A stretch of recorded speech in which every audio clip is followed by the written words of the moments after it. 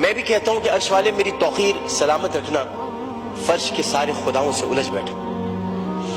میں صرف اتنا بتانا چاہتا ہوں کہ بہت پہلے کی بات ہے، اب وہاں پر جبل عمر ہے، اور جبل عمر پر وہاں اب ایک ہوٹل تعمیر ہو رہا ہے، سعودی عرب کا وہ علاقہ ہے۔ ایک آدمی رسول کریم صلی اللہ علیہ وآلہ وسلم کے پاس آیا، اور اس نے آ کر کہا کہ یا رسول اللہ مجھ سے بہت بڑا گناہ ہو گیا۔ تو آپ نے فرمایا کب ہوا؟ لیکن اسلام لانے سے قبل ہوا۔ آپ نے فرمایا کہ ٹھیک ہے، اب تم اسلام لے آئے ہو، تمہارے سارے گناہ اللہ نے معاف کر دیے۔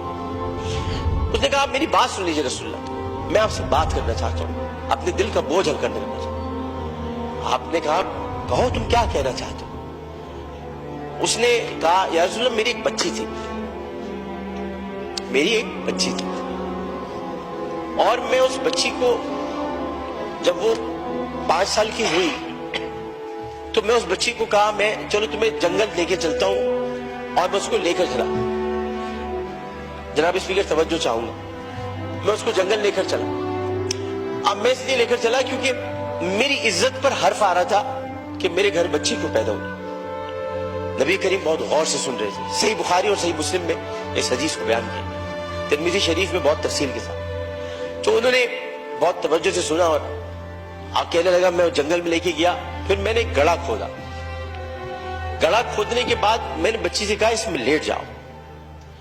اچھا جب میں گڑھا کھود رہا تھا تو یا رسول اللہ مجھے ایک بات یاد آئی کہ وہ کھودتے کھودتے مجھے پسینہ آنے لگا، تو اس نے اپنے چھوٹی سی چادر سے میرا پسینہ بھی صاف کیا، اور اس کے بعد میں نے اس بچی کو گڑھے میں ڈال دیا، اور پھر میں نے مٹی ڈالی تو عربی میں اسے مجھ سے کہا، ترجمہ آپ کے سامنے پیش کروں، بابا بابا میں مر جاؤں گی بابا، اور میں نے اس کو مار دیا۔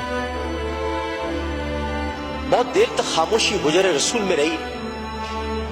اس نے دیکھا تو رسول کریم صلی اللہ علیہ وسلم رو رہے تھے، خاتم النبیین، سید المرسلین، شفیع المذنبین، انیس الغریبین، رحمت للعالمین، راحت العاشقین، مراد المشتاقین، شمس العارفین، سراج السالکین، مصباح المقربین، محب الفقراء والغرباء والیتام والمساکین۔ ہمیں سکھاتے ہو، ہم تو ختم نبوت کے محافظ، ہمیں سکھاتے ہو۔ سید الثقلین، نبی الحرمین، امام القبلتین، وسیلتنا فی الدارین، صاحب قاب قوسین، محبوب رب المشرقین ورب المغربین، جد الحسن والحسین، مولانا مولا الثقلین، ابی القاسم محمد بن عبداللہ۔ پر درمیان میں نہ بولو، حدیث کے درمیان نہیں بولو۔ اس کے بعد نبی کریم صلی اللہ علیہ وسلم نے یہ کیا کہ ان کے زارو قطار آنسو بہنے لگے، اور انہوں نے کہا کہ قسم اس پروردگار کی جس کے قبضے میں محمد کی جان ہے صلی اللہ علیہ وسلم، اگر تو اسلام نہ لاتا تو میں تجھے سر عام سب کے سامنے تیری گردن اڑاتا۔ یعنی مطلب یہ ہوا کہ نبی کریم نے بہت پہلے بتا دیا تھا کہ بچیوں کے ساتھ ظلم کرنے والوں کو سر عام ان کی گردن کاٹی جائے گی۔ یہ اصول متعین کر دیا تھا محمد مصطفیٰ، یہ سزا متعین کر دی۔ ظلم کرنے والا جناب اسپیکر کوئی صنف نہیں رکھتا، خدا کے لیے اسے مرد نہ کہے، خدا کے لیے اسے عورت نہ کہے۔ ظالم کی صنف نہیں ہوتی، ظالم کی صنف نہیں ہوتی، ظالم نہ مرد ہوتا ہے، ظالم کو مرد نہیں کہتے۔ میرے بھائی نے کہا ہے فیصل بانڈے نے میں نامرد بنا دوں گا، ارے وہ تو ہے ہی نامرد، جو عورتوں کی عزت لوٹتے ہیں کیا نامرد بناؤں، وہ تو ہے ہی نامرد۔ ہم ظالم کی صنف مقرر کر کے معاشرے کو پھر تقسیم کرتے ہیں۔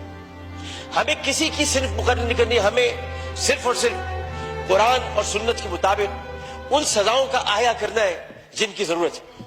بحث ہمیں یہ کرنی ہے کہ انسانیت کی تذلیل ہوئی، بحث ہمیں یہ کرنی ہے کہ ہم کیا کر رہے ہیں، بحث ہمیں یہ کرنی ہے کہ اگر ہم ریاست مدینہ کے دعوے دار ہیں تو ریاست مدینہ میں اگر ایسا واقعہ ہوتا تو ہم کیا کرتے۔ ہمیں یہ کرنا ہے، ہمیں قانون سازی کرنی ہے، ہمیں اسمبلی میں بیٹھ کر اس معاملے کو مل جل کر حل کرنا ہے۔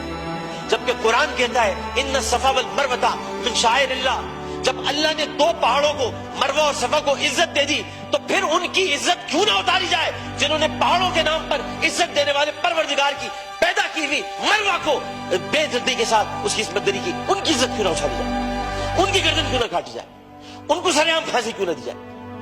جناب اسپیکر، میں آپ سے صرف یہ بات کہنا چاہتا ہوں، میں شکریہ ادا کرتا ہوں اپوزیشن بینچز کا بھی، میں شکریہ ادا کرتا ہوں اپنی پارٹی کا بھی، میں سب کا شکریہ ادا کرتا ہوں کہ جو اس وقت اس درد کو سمجھ رہے ہیں، جو درد کو سمجھ کر بات کر رہے ہیں، اور جو نہیں چاہتے کہ اس وقت سیاست ہو، ہم میں سے کوئی نہیں چاہتا، اور جو ان باتوں پر سیاست کرے گا معذرت کے ساتھ، پھر وہ سیاست کر رہا ہے، عبادت نہیں کر رہا، وہ عبادت نہیں کر رہا۔ یہ اس وقت عبادت کا مرحلہ ہے، اور عبادت صرف 5 وقت پروردگار کے سامنے سر جھکانے کا نام نہیں ہے۔ عبادت ظالم و جابر حاکم کے سامنے کلمہ حق کہنا بھی ہے، اور عبادت اپنی جگہ پر رہتے ہوئے جب اللہ تعالیٰ نے قوت گویائی عطا کی ہے، اور 5 سوالات جب حشر میں کیے جائیں گے، کہاں سے کمایا تھا، کیسے کمایا تھا، جوانی کہاں گزاری، بولنے کا علم دیا تو بولے کہ نہیں بولے، ما کنت تقول فی ھذا الرجل، اس رسول کے بارے میں تمہارا کیا خیال ہے، کیا جانتے ہو، اس وقت ہماری زبانیں گم ہو کر نہ رہ جائے۔ اس لیے ہمیں اپنی اپنی جگہ پر رہتے ہوئے اس کو عبادت سمجھ کر اپنا حق ادا کرنا ہے۔ میں اتنا کہنا چاہوں گا آخر میں، جناب اسپیکر، میں اس ایوان سے ہاتھ جوڑ کر مطالبہ کرتا ہوں، بحیثیت ان کا ساتھی، بحیثیت رکن قومی اسمبلی، انہی کا ساتھی، انہی کا بھائیوں، اپنی بہنوں کا بھائیوں، اپنے جو ہمارے اپوزیشن والے ان کی بہنوں کا بھائیوں، صرف اتنا کہنا چاہتا ہوں کہ اس اسمبلی میں ہم پتہ نہیں کب رہے، کب تک رہے، کیا رہے، ہمیں نہیں پتا، لیکن ہم جتنے دن بھی رہے، یہ اسمبلی ایک تاریخ بن جائے کہ ہم نے یہ اسمبلی نے قرارداد منظور کی تھی اور بل بنایا تھا کہ بچیوں کو میں ہر قتل کی بات ہے، بچیوں کی عصمت دری کرنے والوں کو سرعام سزائے موت دی جائے۔ شکریہ جناب۔